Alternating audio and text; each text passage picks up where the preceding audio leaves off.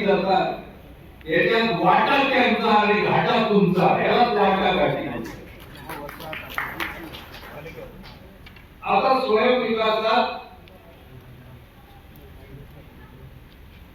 स्वयंविकासात आम्ही बिल्टअप एरियाची गप्पाच करत नाही, कार्पेट एरियात बोलतो.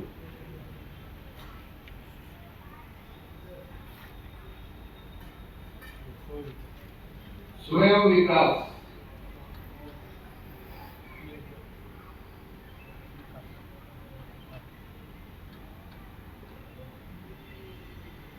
एरिया आपल्याला किती दिला जातो? 300 फूट कार्पेट एरिया, 305 फूट.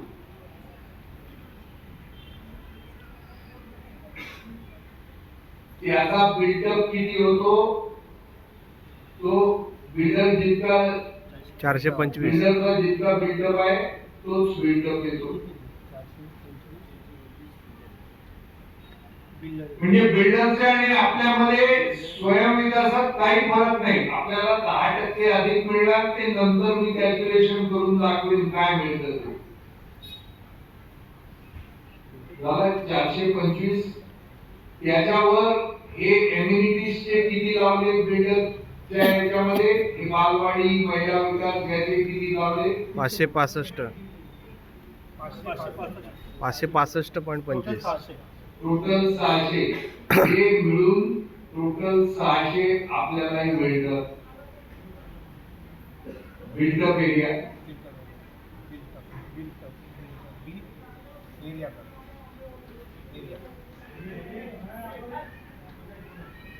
आता या 600 बिल्डअप एरियाला 15% वजा करा, म्हणजे त्याचा कार्पेट एरिया येईल.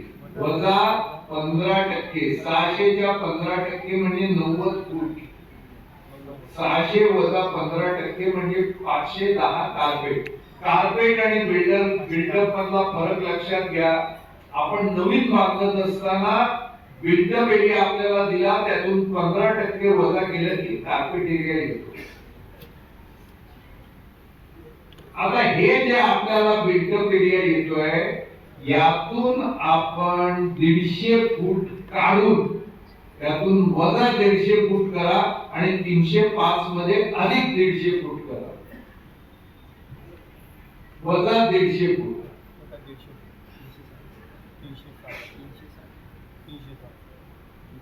आणि त्याच्यात अधिक वर अधिक 150 फूट.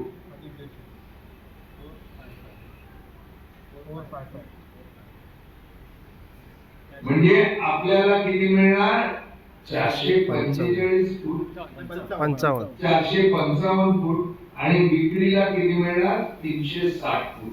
आता हे 360 फूट आपण विक्री करणार 30,000 रुपयाच्या दराने. विक्री 360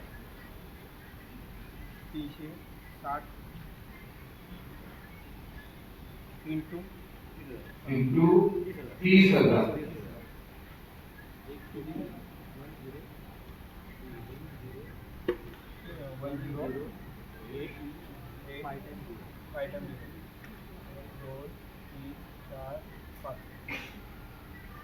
किती होतात?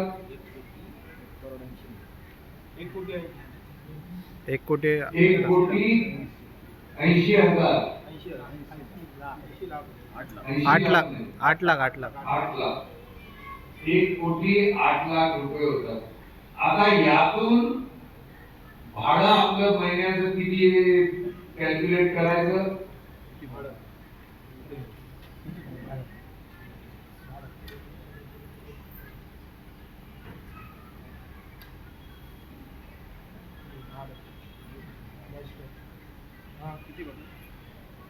किती बिल्डर किती देतो?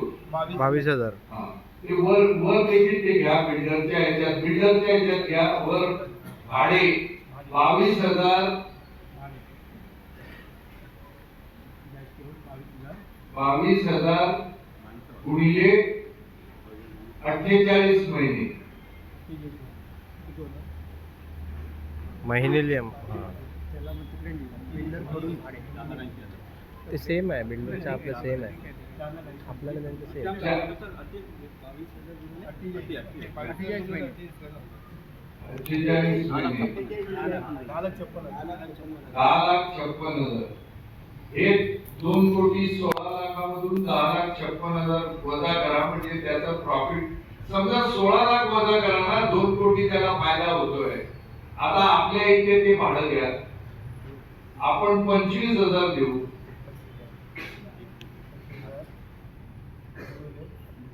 गुणिले 48 महिने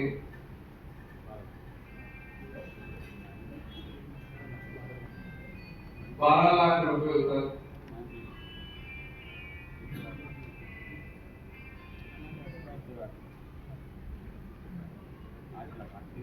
आणि बाकीचा खर्च आपण धरू. समजा बाकीचा खर्च प्लॅन अप्रुव्हल किंवा बाकीचा खर्च 20,00,000 रुपये धरा. इतर खर्च म्हणजे महानगरपालिकेला जमिनी करता द्यायचे, एसआरएला डिपॉझिट द्यायचे, फायर ब्रिगेडचं डिपॉझिट द्यायचे, एका घरामागे 20,00,000. 20,00,000 रुपये धरा.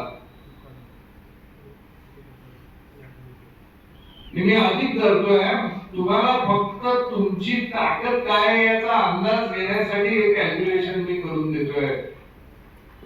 ते मायनस करा त्यातून म्हणजे आपल्या हातात किती उरतात.